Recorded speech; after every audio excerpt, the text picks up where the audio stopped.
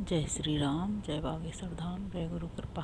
आज हम वाल्मीकि रामायण के किष्किंधा कांड के 8वें सर्ग से हिंदी में पढ़ेंगे। जय राम रमणम समनम भव ताप भयाकुल पाहि जनम। अब देश सुरेश रमेश विभो शरणागत मांगत पाहि प्रभो। जय राम रमणम समनम। जय श्री राम। 8वां सर्ग हिंदी में। श्री रामचंद्र जी की उस बात से सुग्रीव को बड़ा संतोष हुआ। वे हर्ष से भरकर लक्ष्मण के बड़े भाई सूरवीर श्री रामचंद्र जी से इस प्रकार बोले। भगवान, इसमें संदेह नहीं कि देवताओं की मेरे ऊपर बड़ी कृपा है। मैं सर्वथा उनके अनुग्रह का पात्र हूँ, क्योंकि आप जैसे गुणवान महापुरुष मेरे सखा हो गए। प्रभु निष्पाप श्री राम, आप जैसे सहायक के सहयोग से तो देवताओं का राज्य भी अवश्य प्राप्त किया जा सकता है, फिर अपने खोए हुए राज्य को पाना कौन बड़ी बात है। रघुनंदन, अब मैं अपने बंधुओं और सौहृदों के विशेष सम्मान का पात्र हो गया, क्योंकि आज रघुवंश के राजकुमार आप अग्नि को साक्षी बनाकर मुझे मित्र के रूप में प्राप्त हुए हैं। मैं भी आपके योग्य मित्र हूँ, इसका ज्ञान आपको धीरे धीरे हो जाएगा। इस समय आपके सामने मैं अपने गुणों का वर्णन करने में असमर्थ हूँ। आत्मज्ञानियों में श्रेष्ठ श्री राम, आप जैसे पुण्यात्मा महात्माओं का प्रेम और धैर्य अधिकाधिक बढ़ता और अविचल होता है। अच्छे स्वभाव वाले मित्र अपने घर के सोने चांदी अथवा उत्तम आभूषणों को अपने अच्छे मित्रों के लिए अभिभक्त ही मानते हैं। उन मित्रों का अपने धन पर अपने ही समान अधिकार समझते हैं। अतएव मित्र धनी हो या दरिद्र, सुखी हो या दुखी, अथवा निर्दोष हो या सदोष, वह मित्र के लिए सबसे बड़ा सहायक होता है। अनक साधु पुरुष अपने मित्र का अत्यंत उत्कृष्ट प्रेम देख आवश्यकता पड़ने पर उसके लिए धन, सुख और देश का भी परित्याग कर देते हैं। यह सुनकर लक्ष्मी से उपलक्षित श्री रामचंद्र जी ने इंद्रतुल्य तेजस्वी बुद्धिमान लक्ष्मण के सामने ही प्रिय वचन बोलने वाले सुग्रीव से कहा, सखे, तुम्हारी बात बिल्कुल ठीक है। तदंतर महाबली श्री राम और लक्ष्मण को खड़ा देख सुग्रीव ने वन में चारों ओर अपनी चंचल दृष्टि दौड़ाई। उस समय वानर राज ने पास ही साल का एक वृक्ष देखा, जिसमें थोड़े से ही सुंदर पुष्प लगे हुए थे, परंतु उसमें पत्रों की बहुलता थी। उस वृक्ष पर मंडराते हुए भौरे उसकी शोभा बढ़ा रहे थे। उसकी एक डाली को, जिसमें अधिक पत्ते थे और जो पुष्पों से सुशोभित थी, सुग्रीव ने तोड़ डाला और उसे श्री राम के लिए बिछाकर वे स्वयं भी उनके साथ ही उस पर बैठ गए। उन दोनों को आसन पर विराजमान देख हनुमान जी ने भी साल की एक डाल तोड़ डाली और उस पर विनयशील लक्ष्मण को बिठाया। उस श्रेष्ठ पर्वत पर जहाँ सब और साल के पुष्प बिखरे हुए थे, सुखपूर्वक बैठे हुए श्री राम शांत समुद्र के समान प्रसन्न दिखाई देते थे। उन्हें देखकर अत्यंत हर्ष से भरे हुए सुग्रीव ने श्री राम से स्निग्ध एवं सुंदर वाणी में वार्तालाप आरंभ किया। उस समय आनंद अतिरिक्त से उनकी वाणी लड़खड़ा जाती थी, अक्षरों का स्पष्ट उच्चारण भी नहीं हो पाता था। प्रभु, मेरे भाई ने मुझे घर से निकालकर मेरी स्त्री को भी छीन लिया है। मैं उसी के भय से अत्यंत पीड़ित एवं दुखी होकर इस पर्वत श्रेष्ठ ऋषिमुख पर विचरता रहता हूँ। मुझे बराबर उसका त्रास बना रहता है। मैं भय में डूबा रहकर भ्रांत चित्त हो इस वन में भटकता फिरता हूँ। रघुनंदन, मेरे भाई बाली ने मुझे घर से निकालने के बाद भी मेरे साथ बैर बांध रखा है। प्रभु, आप समस्त लोगों को अभय देने वाले हैं। मैं बाली के भय से दुखी और अनाथ हूँ, अतः आपको मुझ पर भी कृपा करनी चाहिए। सुग्रीव के ऐसा कहने पर तेजस्वी, धर्मज्ञ एवं धर्मस्थल भगवान श्री राम ने उन्हें हंसते हुए से इस प्रकार उत्तर दिया, सखे, उपकार ही मित्रता का फल है और अपकार शत्रुता का लक्षण है। अतः मैं आज ही तुम्हारी स्त्री का अपहरण करने वाले उस बाली का वध करूँगा। महाभाग, मेरे इन बाणों का तेज प्रचंड है। सुवर्ण भूषित सर कार्तिकेय की उत्पत्ति के स्थान भूत सरों के वन में उत्पन्न हुए हैं। एक अंक पक्षी के परों से युक्त है और इंद्र के वज्र की भांति अमोघ हैं। इनकी गांठें सुंदर और अग्रभाग तीखे हैं। ये रोष में भरे भुजंगों की भांति भयंकर हैं। इन बाणों से तुम अपने बाली नामक शत्रु को, जो भाई होकर भी तुम्हारी बुराई कर रहा है, विदीर्ण हुए पर्वत की भांति मरकर पृथ्वी पर पड़ा देखोगे। श्री रघुनाथ जी की यह बात सुनकर वानर सेनापति सुग्रीव को अनुपम प्रसन्नता प्राप्त हुई और वे उन्हें बारंबार साधुवाद देते हुए बोले, श्री राम, मैं शोक से पीड़ित हूँ और आप शोकाकुल प्राणियों की परम गति हैं। मित्र समझकर मैं आपसे अपना दुख निवेदन करता हूँ। मैंने आपके हाथ में हाथ देकर अग्निदेव के सामने आपको अपना मित्र बनाया है, इसलिए आप मुझे अपने प्राणों से भी बढ़कर प्रिय हैं। यह बात मैं सत्य की शपथ खाकर कहता हूँ।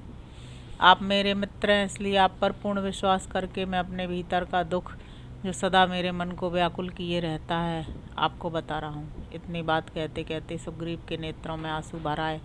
उनकी वाणी अश्रु गदगद हो गई, इसलिए वे उच्च स्वर से बोलने में समर्थ न हो सके।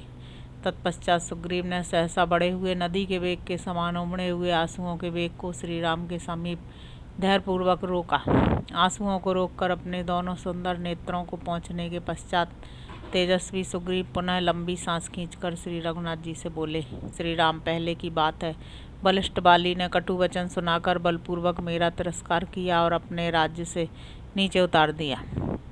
इतना ही नहीं, मेरी स्त्री को भी, जो मुझे प्राणों से भी अधिक प्रिय है, उसने छीन लिया और जितने मेरे सुहृद थे उन सबको कैद में डाल दिया। रघुनंदन, इसके बाद भी वह दुरात्मा बाली मेरे विनाश के लिए यत्न करता रहता है। उसके भेजे हुए बहुत से वानरों का मैं वध कर चुका हूँ। रघुनाथ जी, आपको भी देखकर मेरे मन में ऐसा ही संदेह हुआ था, इसीलिए डर जाने के कारण मैं पहले आपके पास न आ सका, क्योंकि भय का अवसर आने पर प्रायः सभी डर जाते हैं। केवल ये हनुमान आदि वानर ही मेरे सहायक हैं, अतः महान संकट में पड़कर भी मैं अब तक प्राण धारण करता हूँ। इन लोगों का मुझ पर स्नेह है, अतः ये सभी वानर सब ओर से सदा मेरी रक्षा करते रहते हैं। जहाँ जाना होता है वहाँ साथ साथ जाते हैं, और जब कहीं मैं ठहर जाता हूँ वहाँ ये नित्य मेरे साथ रहते हैं। रघुनंदन है, मैंने संक्षेप से अपनी हालत बतलाई है, आपके सामने विस्तार पूर्वक कहने से क्या लाभ। बाली मेरा ज्येष्ठ भाई है, फिर भी इस समय मेरा शत्रु हो गया है। उसका पराक्रम सर्वत्र विख्यात है। इस समय जो मेरा दुख है वह उसका नाश होने पर ही मिट सकता है। मेरा सुख और जीवन उसके विनाश पर ही निर्भर है। श्री राम, यही मेरे शोक के नाश का उपाय है। मैंने शोक से पीड़ित होने के कारण आपसे यह बात निवेदन की है, क्योंकि मित्र दुख में हो या सुख में, वह अपने मित्र की सदा ही सहायता करता है। यह सुनकर श्री राम ने सुग्रीव से कहा, तुम दोनों भाइयों में बैर पड़ने का क्या कारण है, यह मैं ठीक ठीक सुनना चाहता हूँ। वानरराज, तुम लोगों की शत्रुता का कारण सुनकर तुम दोनों की प्रबलता और निर्बलता का निश्चय करके फिर तत्काल ही तुम्हें सुखी बनाने वाला उपाय करूँगा। जैसे वर्षा काल में नदी आदि का वेग बहुत बढ़ जाता है, उसी प्रकार तुम्हारे अपमानित होने की बात सुनकर मेरा प्रबल रोष बढ़ता जा रहा है और मेरे हृदय को कंपित किए देता है। मेरे धनुष चढ़ाने के पहले ही तुम अपनी सब बातें प्रसन्नतापूर्वक कह डालो, क्योंकि ज्यों ही मैंने बाण छोड़ा तुम्हारा शत्रु तत्काल काल के गाल में चला जाएगा। महात्मा श्री रामचंद्र जी के ऐसा कहने पर सुग्रीव को अपने चारों वानरों के साथ अपार हर्ष हुआ।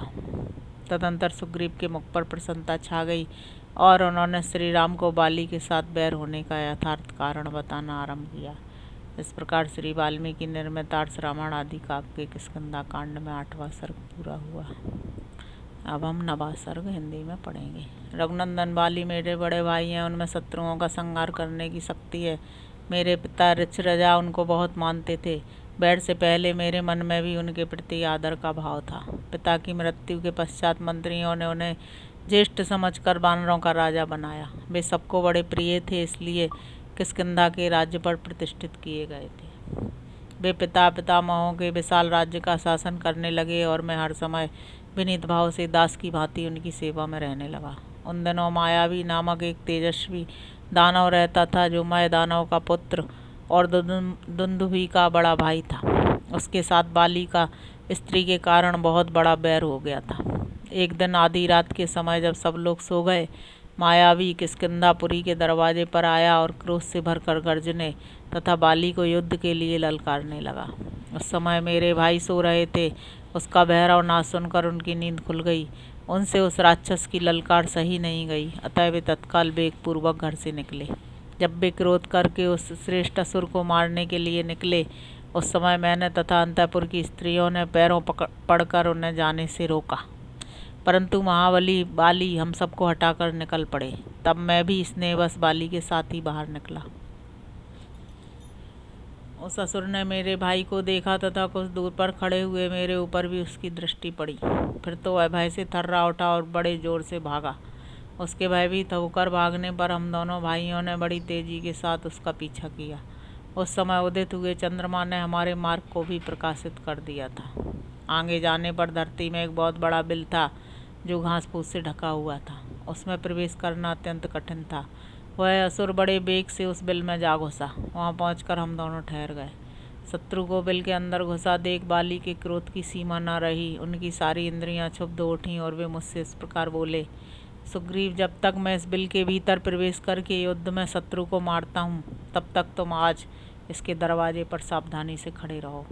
यह बात सुनकर मैंने शत्रुओं को संताप देने वाले बाली से स्वयं भी साथ चलने के लिए प्रार्थना की, किंतु वे अपने चरणों की सौगंध दिलाकर अकेले ही बिल में घुसे। बिल के भीतर गए हुए उन्हें 1 साल से अधिक समय बीत गया और बिल के दरवाजे पर खड़े खड़े मेरा भी उतना ही समय निकल गया। जब इतने दिनों तक मुझे भाई का दर्शन नहीं हुआ, तब मैंने समझा कि मेरे भाई इस गुफा में ही कहीं खो गए। उस समय भ्रात स्नेह के कारण मेरा हृदय व्याकुल उठा। मेरे मन में उनके मारे जाने की शंका होने लगी। तदंतर दीर्घ काल के पश्चात उस बिल से सहसा फैन सहित खून की धारा निकली। उसे देखकर मैं बहुत दुखी हो गया। इतने ही में गरजते हुए असुरों की आवाज़ भी मेरे कानों में पड़ी। युद्ध में लगे हुए मेरे बड़े भाई भी गर्जना कर रहे थे, किंतु उनकी आवाज़ मैं नहीं सुन सका। इन सब चिन्हों को देखकर बुद्धि द्वारा विचार करने पर मैं इस निश्चय पर पहुंचा कि मेरे बड़े भाई मारे गए।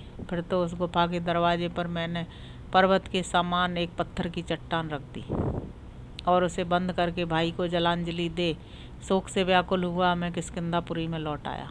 सखे, यद्यपि मैं इसे यथार्थ बात को छिपा रहा था, तथापि मंत्रियों ने यत्न करके सुन लिया। तब उन सबने मिलकर मुझे राज्य पर अभिषिक्त कर दिया। रघुनंदन, मैं न्यायपूर्वक राज्य का संचालन करने लगा। इसी समय अपने शत्रुभूत उस दानव को मारकर वानर राज बाली घर लौटे।